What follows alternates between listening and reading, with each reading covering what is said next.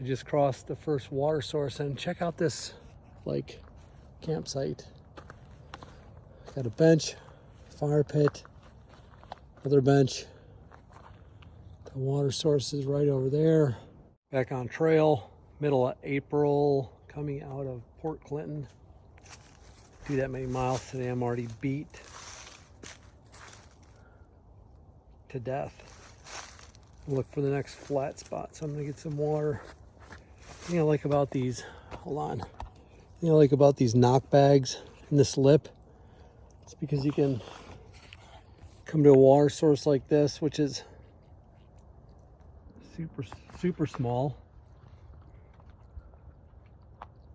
but it's coming out of the ground right there, and there's a big hill above it. You can take these knock bags and sort of make a little lip, and then you can just do the big stretch. You can put it right down in.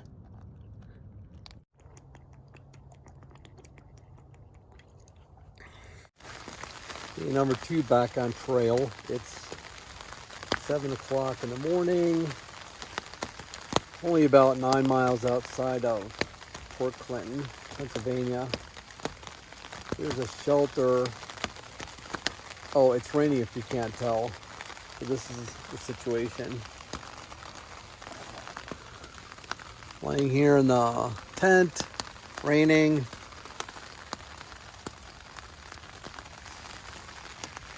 The pack is hanging right there off the trekking pole, so it sort of stays dry in the vestibule. My shoes out there too. Somewhere, there they are. Anyway, so the next shelter is 1.4. I sort of need water, so there's 2 water sources from here to the shelter. At least, even if it's raining, if it lets up a little bit, I'll dry off the tent, pack it away real quick, and then go to that shelter, 1.4, get water. At least, like I said, it'll be a change. Got kind of a late start getting to the trail yesterday. Managed to put together about, I don't know, 6.5 miles. And then pouring down rain all night, pouring down. I showed you a little bit of that end. Didn't stop raining until about noon. So, I mean, my Achilles heel is cold, wet rain and, you know, hypothermic, that feeling that you can't get warm. So, gets me every time. So this time I decided to stay in my tent because I knew it was gonna, I didn't know, but it forecast to let up the rain around noon, and it's supposed to rain tonight. So I managed to get in. I climbed up past the pinnacle. There was no views because it was raining. And now I'm about a mile away from a stealth spot. There's a water source right before it, so that's perfect. And I will do a stealth spot review when I get there. And here's your stealth camping spot review. So I always look for an existing fire pit, a place to sit, and a flat spot for the tent, and off the trail a little bit. So the trail is right up in there. It passes. So there's a little clearing here. I suppose you could pitch a tent there if you had to. But here is a place to sit. Put a little sit pad. There's a flat stone to cook your dinner. There's the fire pit. Here's another seat. And then here's a nice flat spot down here.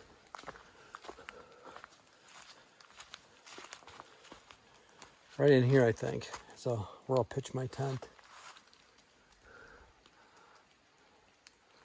No widow makers that I can see.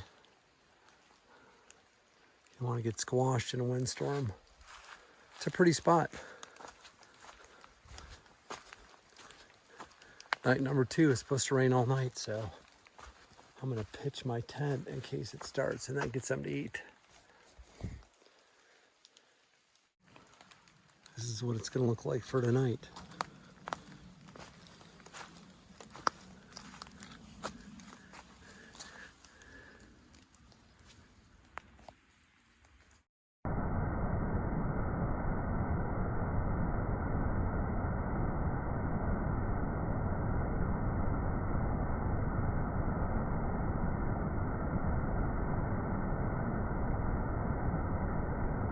Your daily wildlife report, live from the Appalachian Trail. Saw 3 big deer across the path late in the day yesterday. Saw 4 big deer first thing this morning, and then I just saw 3 more, and I hear 2 wild turkey in the background up the hill. So they're doing pretty good trail maintenance here in Pennsylvania. This is all laying across the trail. So volunteers come and cut it out. They even put a little brand new fresh AT tattoo. Okay, for anyone interested, what I'm wearing today, this morning is, first of all, it's probably about 50. It's a little windy in spots depending on where you are in the woods. It's overcast. It's like 100% humidity, so when the wind blows, it gets, still gets cold even though you're hiking. So on my feet I have Ultra Lone Peak 4.5 running shoes, and then some Injinji toe socks on first to keep the blisters away, and a pair of darn tough wool, like sort of ankle length socks over those. Never get a blister. Then for my pants, I have ex officio underwear, a pair of Under Armour 3.0 cold gear, sort of like those black tights or whatever, and a pair of Cruel shorts over that. So I have some pockets. KUHL is the name of the shorts. And then for my top, I have a Smart Wool 150 weight base light t-shirt, and then this black thing is an Under Armour 3.0 cold gear as well. They work really well. They're breathable, keep you warm. And then on my head I have an Under Armour fleece beanie with some kind of high-tech lining. I think that's about it, and I'm perfectly warm.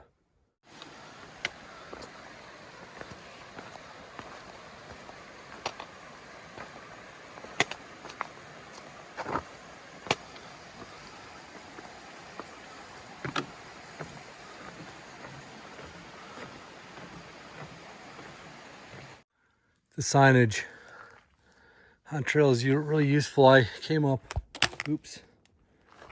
that way. I don't know if you can make out the trail. And then I came up here, and there's a switchback. So the trail goes like this, and it goes up that way. So there's a trail I came up. Trail goes this way, and what they did is here they put a double blaze. Tells you the trail is going to change directions. And then it looks like a trail is down this way, but the hiker club, I forget the name, Allentown Hiker Club, put this sort of, log barricade so people don't go that way. So now you have a double blaze, change of direction, hiking club block that path. There's the next white blaze. So you know to go up that way. Good job, Allentown Hiking Club.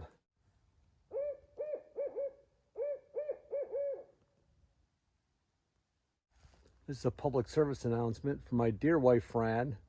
Without her, this hike would not be possible. This is called Knife's Edge. That's the view, but this is going to be a few miles of just this pointy Knife's Edge. The trail goes right along the top of this.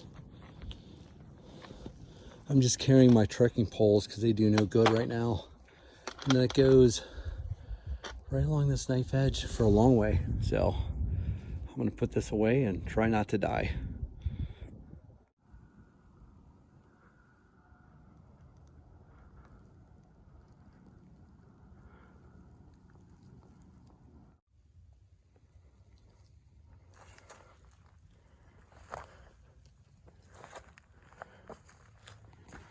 Got some little chairs around this.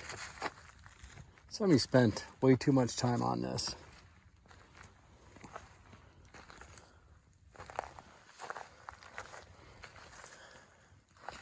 Pretty cool though. That's the bake oven shelter. There's a picnic table right up there. And then there's water down that blue blaze.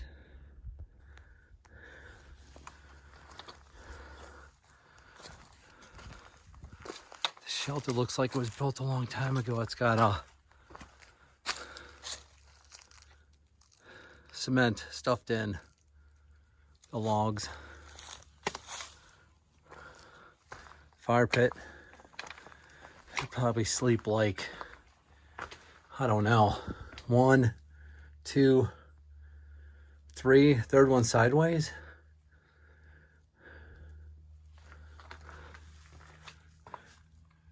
Bake oven shelter. I guess that's something to bake on.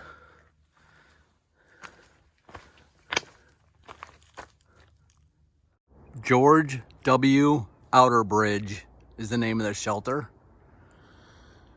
Pretty obscure. It's an old one. You've got a bench built right here, which is pretty cool. I'm gonna sit on that. There's a fire pit. There's a little bit of a view. This is the last shelter before Palmerton.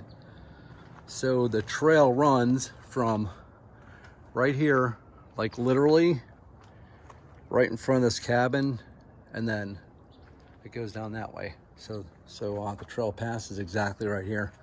Pretty cool. Couple things left behind. Somebody would be happy to have those readers. There's a little, somebody left that. Good or bad, I don't know. What I really like is someone has driven 1,000,000 nails into this to extend the life of this wooden tread. Pretty cool, actually. And then there's probably enough room for 1, 2, 3, 4, if you had to, and 2 people, like a luxury hotel.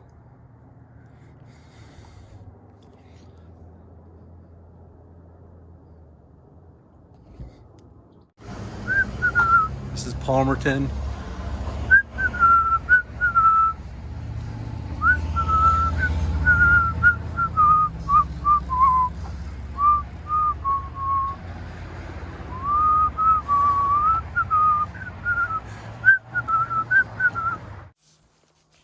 Hiking out of the town of Palmerton is no joke. I just went, my health tracker says, on my phone says, 61 floors and 26,000 steps so far, and it's 12 o'clock. They call the state Rocksylvania.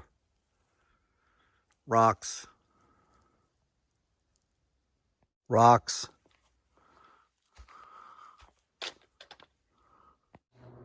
Rocks.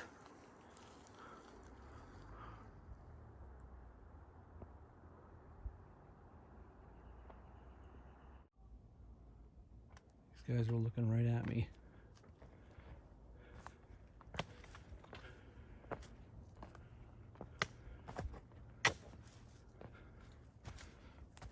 Still looking at me. There they go.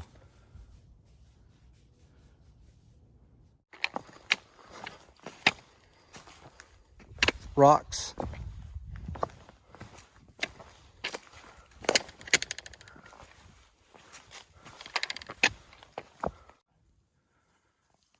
Rocks.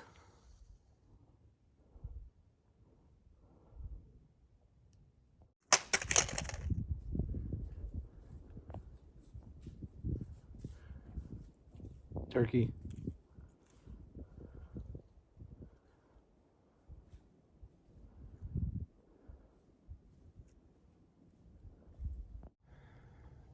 Rocks.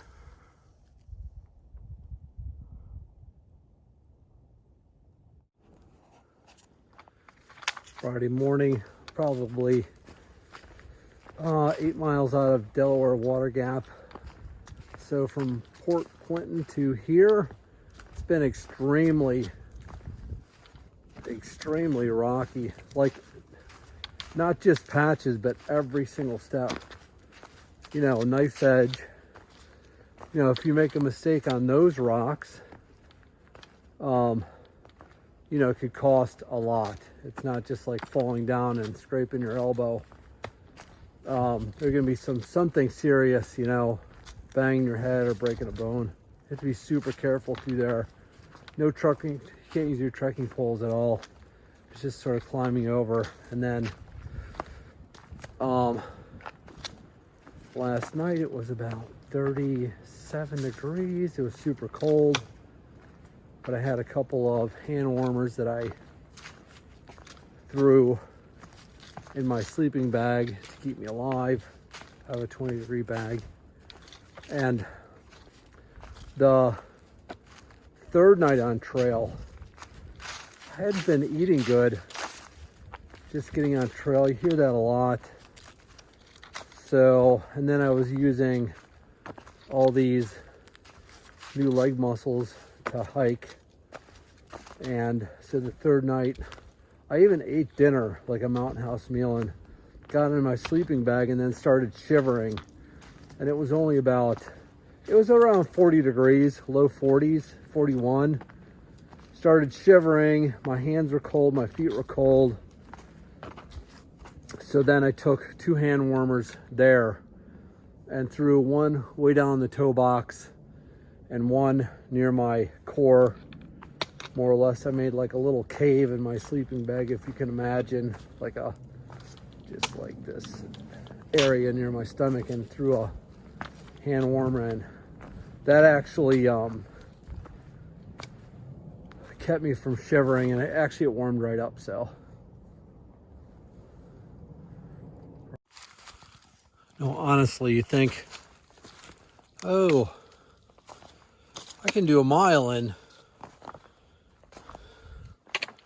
20 minutes, half an hour at the most.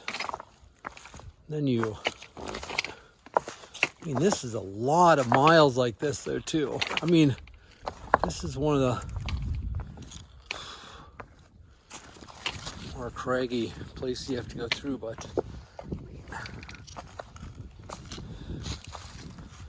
I mean, this goes on for miles, miles, miles, miles and miles and miles.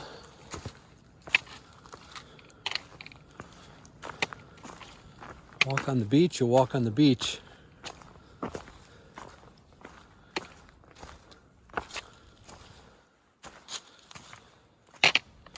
This is for idiots.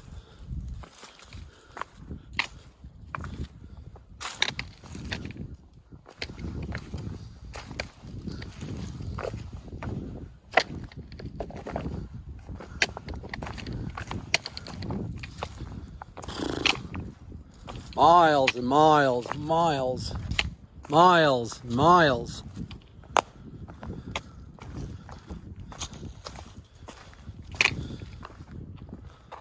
Ugh, miles. I'm staying at a place called the Deer Head Inn in Delaware Water Gap, the Poconos. This hotel is right next to the trail.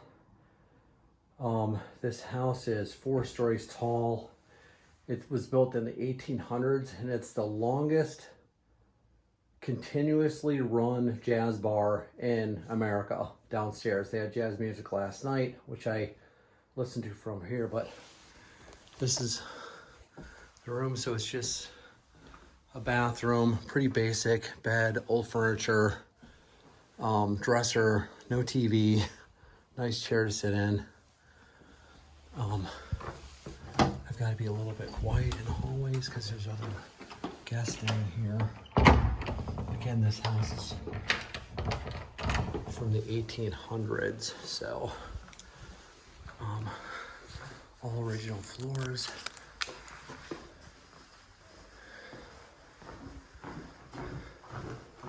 I'm on the 4th floor, so I'm on the top floor.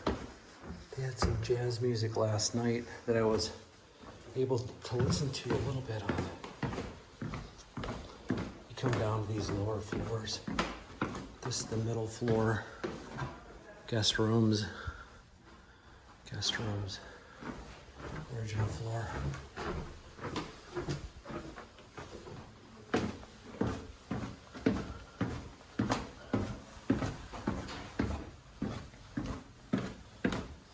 Hi. Hey, how are you? Good, how are you? Sleep well? I slept really well. Good. Yeah, the bed's really comfortable. Great. Are you staying here or? I live here. Oh, you live here? Yeah. Yeah, it was nice. A little bit of jazz music in the background, and yeah, it's a cool place. Great. Super cool place. I enjoy it. Yep, thank you.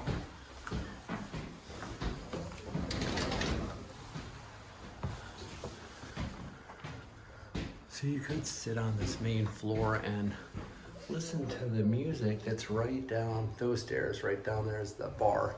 And it's like, you know, live, absolutely fantastically, crazily cool jazz music. Live music, of course. And it comes out to this porch. And then it porch sort of wraps around to the front. I might as well take you this way.